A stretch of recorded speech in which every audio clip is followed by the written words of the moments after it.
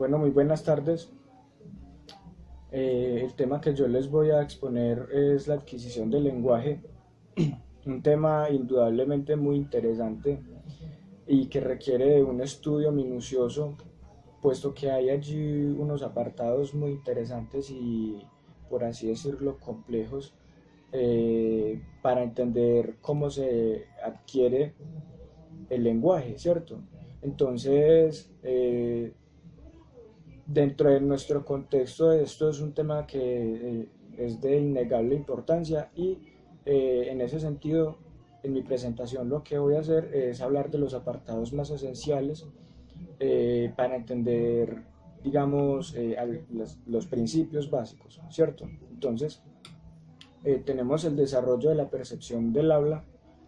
Entonces, nos dice que los adultos reconocen o juzgan un sonido si es igual o diferente de otro, y que por el contrario los bebés no pueden llevar a cabo esas tareas. Más bien dice que ellos reaccionan ante un estímulo, un sonido que podría ser el estímulo, ¿cierto? Cuando les es nuevo, cuando les es nuevo, sí. Entonces, eh, esto se desarrolló mediante experimentos, el cual, digamos, se exponía al niño a oír algunos sonidos de algunas letras y pues allí había como una especie de condicionamiento el cual permitía distinguir un sonido del otro y permitía ver cuando el niño reaccionaba y cómo reaccionaba a uno de estos dos sonidos, ¿cierto? Cuando uno de estos dos sonidos le era al niño más llamativo, pues obviamente entonces él iba a reaccionar de una forma distinta. O si ya reconocía el sonido, pues entonces él no iba a reaccionar, por tanto que no le era llamativo. ¿Cómo se desarrolla la percepción del habla? Entonces, bueno, la percepción del habla o cómo se desarrolla la percepción del habla nos dice que se desarrolla durante tres etapas o fases. Entonces dice que la primera se hace mediante ejercicios en el vientre. Entonces la mamá allí le habla al niño y cuando ya el niño nacido, una vez el niño nacido reconoce, digamos, las tonalidades de voz, entonces ya el niño con estos ejercicios previos reconoce la voz de su padre o de su madre, ¿cierto? Entonces a esto se le llama, a esto es a lo que se le llama como aprendizaje inútero, ¿cierto? Esto sería pues como el primer apartado. Dice que la percepción temprana del habla, los bebés parecen comprender las regularidades fonotácticas de su lengua alrededor de los 9 meses. Entonces, dice que cuando a esta edad más o menos los niños pues ya reconocen esa, digamos, esa tonalidad de voz, sí, esa tonalidad de voz, por así decirlo, y las palabras que se utilizan con él, entonces, digamos, en el tercer apartado, que nos dice que es la especialización lingüística, allí el niño digamos que ya pierde esa capacidad de reconocer eso, ¿cierto? Por cuanto ya ha socializado más, ya más gente se le ha acercado, entonces ya hay más palabras y muchas interacciones sociales de más personas que ya digamos confunden la mente del niño, entonces ya en esta etapa ya el niño va a perder esa capacidad que se refiere a la primera, al primer apartado, ¿cierto? Entonces, durante el primer año, mmm, comienza pues el niño como a aprender los sonidos que lo rodean, ¿cierto? Abandona la primera fase y en esta etapa ya empieza entonces como a aprender los sonidos que ya más lo rodean, ¿cierto? El léxico del niño. Bueno, entonces dice que en nuestra sociedad los padres tienden a anticipar las competencias de sus hijos, atribuyen intenciones a sus hijos, ¿cierto? A sus pequeños mucho antes de que ellos hagan entender qué es lo que realmente quieren. ¿cierto? Entonces, hacia el primer año de vida, los bebés comienzan a mostrar variadas intenciones a través de toda una serie de formas prelingüísticas, ¿cierto? Entonces el papá o la madre, ¿cierto? Se adelanta a estas cosas que el niño en realidad quiere expresar, ¿cierto? Y pues digamos que en cierto caso los niños lo que hacen es señalar o de una forma pues desean y emiten sonidos conscientes, ¿cierto? Y semejantes a las palabras, lo que pues los padres entonces se podría decir que ellos entenderían como de otra forma, ¿cierto? Porque ellos pues como lo dice aquí, los padres están como intentando cambiar ese léxico por algo que les parece a ellos que es lo correcto, sin embargo como que no tienen en cuenta entonces que es el desarrollo que el niño está teniendo en su momento, en su debida etapa. Las primeras palabras, entonces, las primeras palabras, los niños comienzan a reproducir palabras reconocibles en su lengua hacia el primer año de vida, ¿cierto? Entre los 18 y 20 meses. Entonces, las primeras palabras del niño siempre van a ser aquellas que no impliquen una complejidad articulatoria. ¿Cómo así? Entonces, por ejemplo, el niño no va a poder decir una palabra como televisor, no, porque es una palabra que para la edad del niño, para la etapa del niño, es una palabra muy extensa y que es compleja, a diferencia de palabras como ma o que es la palabra, yo diría, como la primera palabra que los niños empiezan como a utilizar, ¿cierto? Entonces, en ese orden de ideas, pues el niño no va a poder articular palabras de este calibre, ¿cierto? Entonces, siempre las palabras que van a utilizar siempre serán palabras relacionadas, digamos, con el entorno del niño. Ma, tete, y palabras así sencillas, ¿cierto? Entonces, bueno, eso por un lado. Las primeras palabras tienden a ser objetos que se encuentran dentro del entorno constante del niño, ¿cierto? Entonces, ahí viene algo muy interesante que, pues como ya lo mencioné ahorita, la interacción social que las demás personas tienen con el niño, su entorno familiar, padre, madre, hermanos, el entorno familiar como tal. Entonces ya el niño va, digamos, a interiorizar otras diferentes palabras como hola o adiós, ¿cierto? Y pues entonces digamos que ya aquí luego tenemos la contraparte de esto, que son las palabras más difíciles de aprender, ¿sí? Entonces digamos que en ese sentido esas palabras más difíciles de, de aprender, los niños pues hasta una cierta edad no van a empezar a utilizar estas palabras porque pues todo se trata como de una forma de adquisición gradual que esto lo vamos a ver un poco más adelante. Los primeros usos sociales del lenguaje. Entonces, eh, en los primeros usos sociales del lenguaje, aquí digamos, gran parte de su habla inicial tiene como objetivo relacionarse, ¿cierto? Llamar la atención.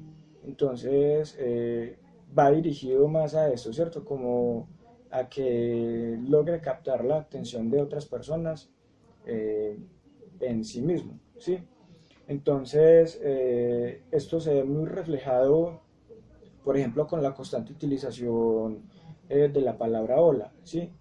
Los niños, hay una etapa en la que los niños constantemente están utilizando esta palabra, hola, entonces esa sería una muestra de esta etapa, ¿sí?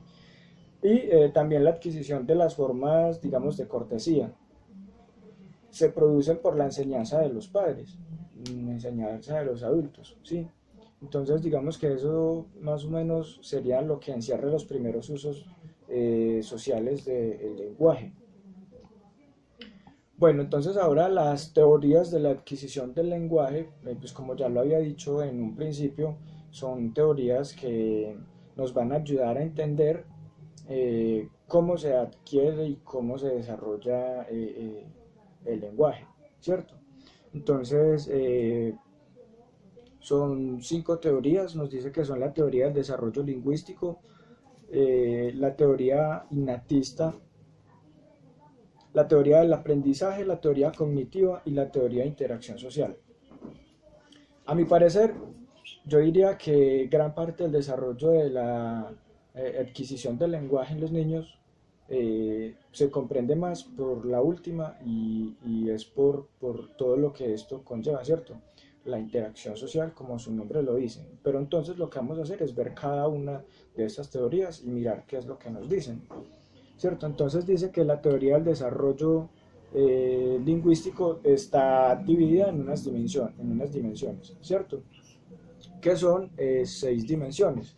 Entonces dice que son la naturaleza o aprendizaje, la continuidad o discontinuidad, la competencia universal, la estructura o función, la autonomía o dependencia y reglas o asociaciones. Entonces aquí en cada una de estas, digamos, dimensiones, lo que se plantea es una duda: si el niño adquiere el lenguaje de esta forma o la adquiere de otra forma. Entonces, por ejemplo, la naturaleza o aprendizaje, la duda que nos genera es si es genética o si la enseñanza de los padres, ¿cierto?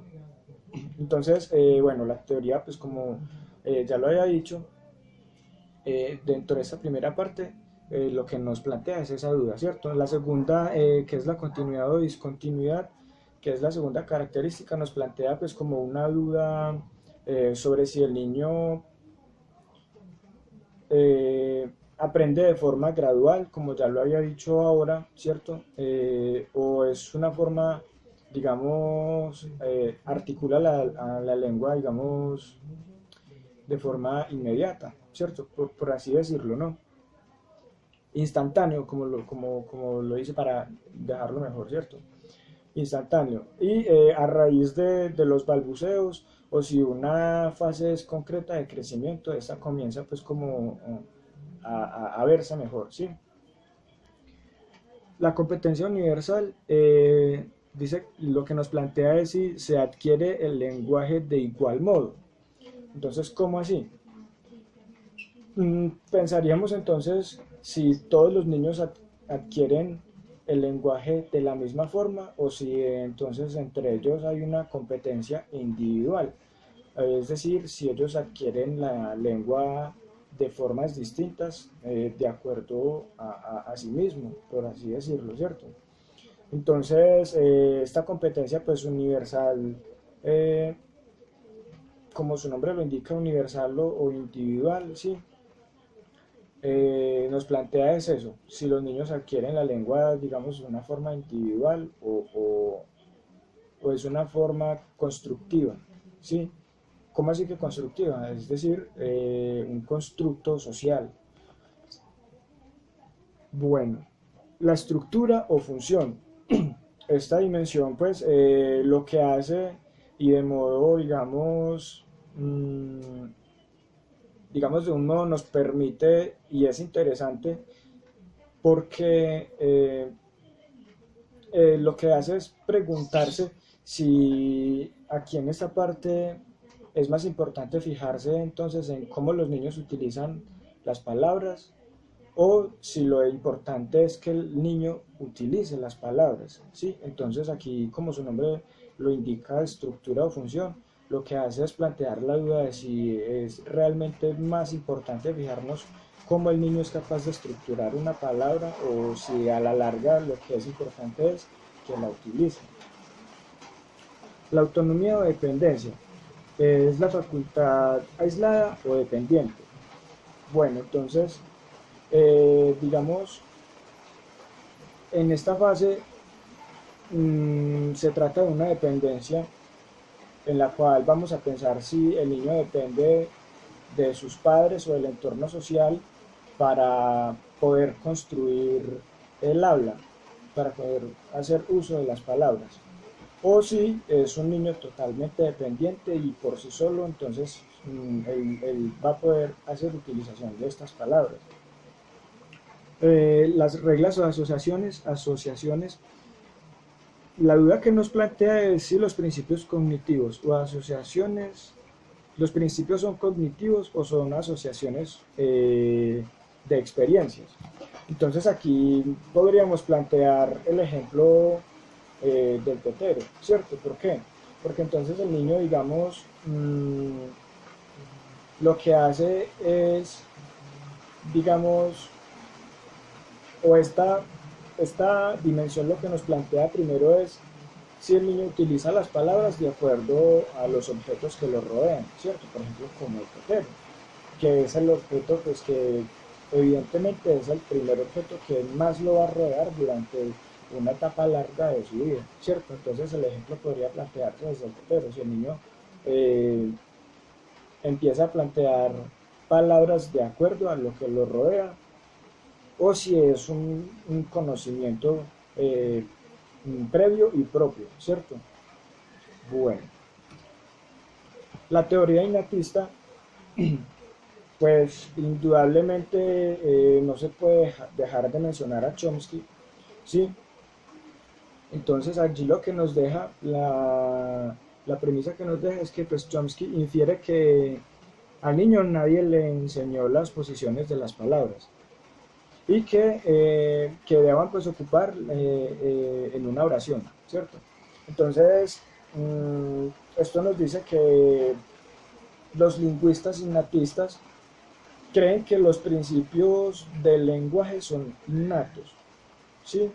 Y que no son aprendidos, y ellos lo sustentan con el hecho de que los niños dominan la gramática mucho mejor que ellos mismos, que son pues lingüistas, ¿cierto? Que son lingüistas profesionales. Entonces, en sí la teoría innatista afirma muchos aspectos del desarrollo lingüístico que se hayan programados en el individuo, ¿cierto? Y que el niño pues no tiene una, digamos, enseñanza explícita. Es más o menos lo que nos indica la teoría innatista, ¿cierto? Es más bien como una capacidad que no nos dan, sino que ya venimos con ella. Es lo que nos plantea la teoría innatista.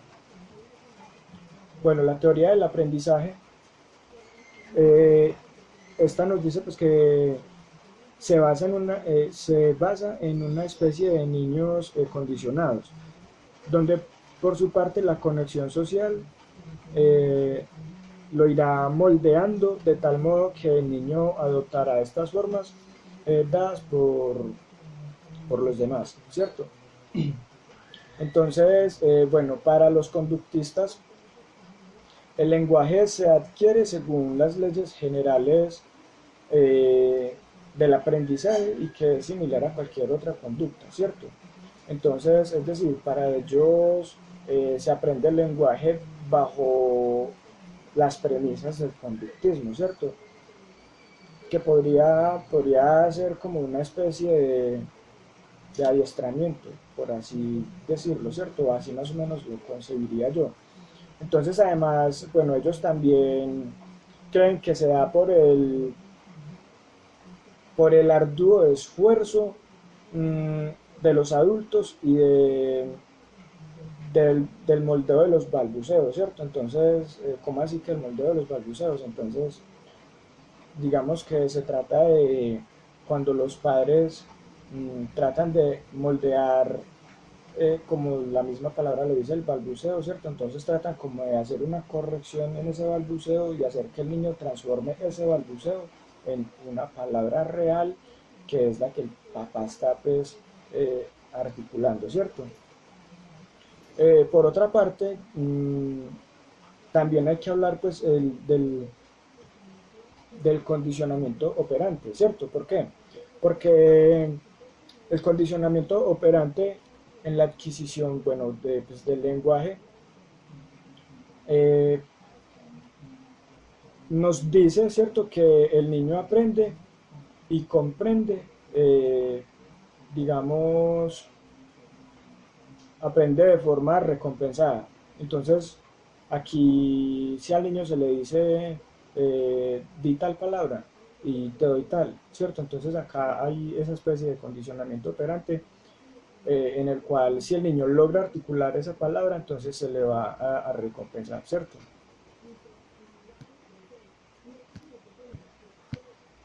A ver, que es que el celular se me va a descargar, entonces voy a pausar. Bueno, retomo, se me estaba pues como descargando el celular, entonces, bueno, voy a retomar. Entonces veníamos en la teoría del aprendizaje y veníamos hablando pues del condicionamiento operante. Les decía pues que el niño aprende para estos lingüistas de forma recompensada, ¿cierto? Por su parte, digamos, la parte del aprendizaje social implica eh, un envolvimiento social, donde el niño aprende más, digamos, gracias al entorno que lo rodea, pues que como ya lo he venido diciendo desde el principio, a mi parecer, yo diría que es más próximo esta premisa, ¿cierto? Entonces, bueno, vamos a continuar con la teoría cognitiva. La teoría cognitiva, primero pues los niños se rodean, conocen y después asocian con el lenguaje. Sin embargo, es difícil saber si hasta dónde el lenguaje, perdón, es dependiente o autónomo, ¿sí? Entonces, a grosso modo, sí, aquí podemos decir que la teoría cognitiva, digamos que los teóricos, sí, sugieren que el niño adquiere primero un conocimiento, digamos, sobre cierto objeto, ¿sí? Y después dirige el lenguaje hacia este objeto. Por ejemplo, el biberón. Yo no me aparto del biberón porque el biberón es indudable el objeto que siempre va a estar en constante eh, eh, rodeo del niño, ¿sí? Entonces yo no me aparto del biberón y siempre dejo el biberón como ejemplo porque es esencial, ¿sí?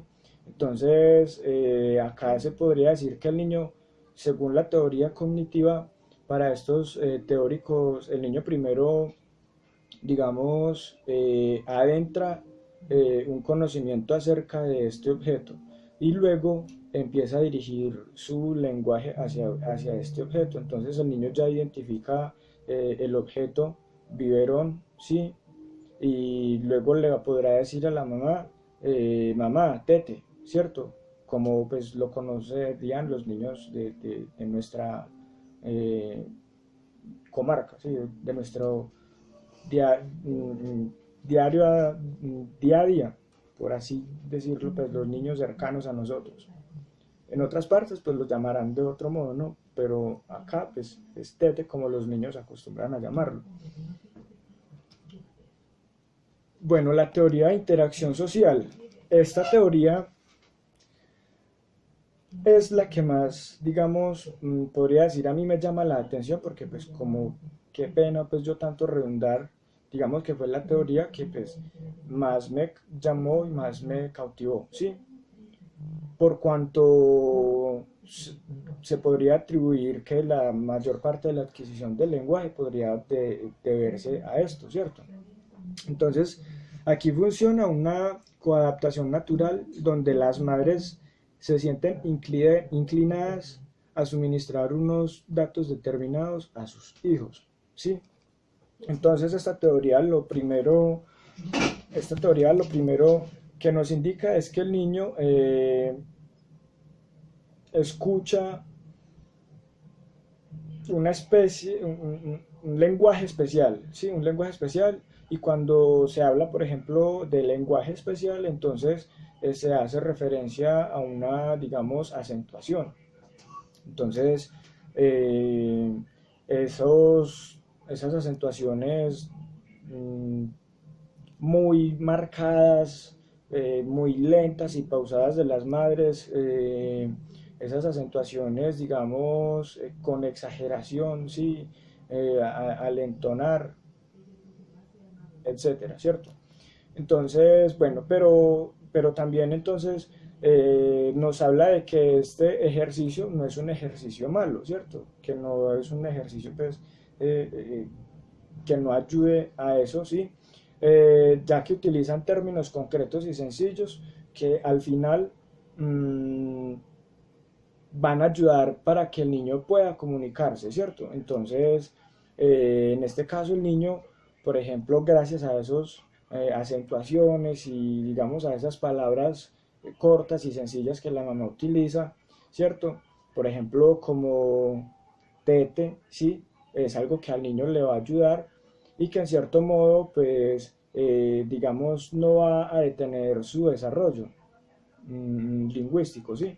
Entonces, por ejemplo, en ese caso el niño no va a poder utilizar, digamos, palabras muy complejas y, digamos, conceptos también muy complejos, ¿sí? Entonces, gracias a que la mamá utiliza estas acentuaciones y palabras cortas, el niño, por ejemplo, va a una cierta etapa de su vida, ¿cierto?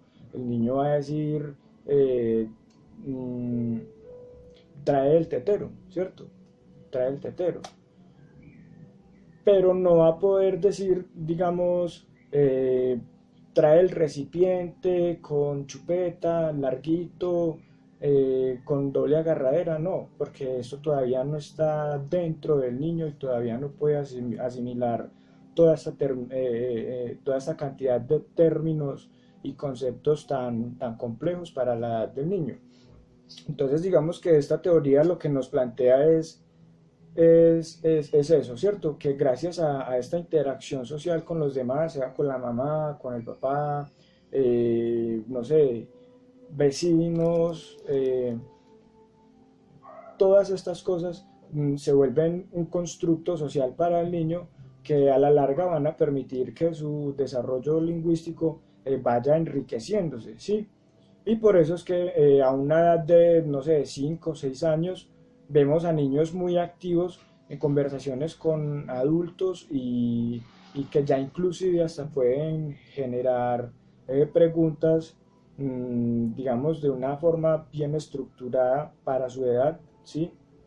Entonces es básicamente lo que nos dice esta teoría. Bueno, yo creo que pues esto sería más bien como lo básico de este tema de la adquisición del lenguaje. Un tema pues que sin duda, como ya lo había dicho al principio, es interesante y pues bueno, espero que eh, para los compañeros sea un tema también de bastante interés como lo fue para mí. Le agradezco mucho, espero que tenga muy buena tarde.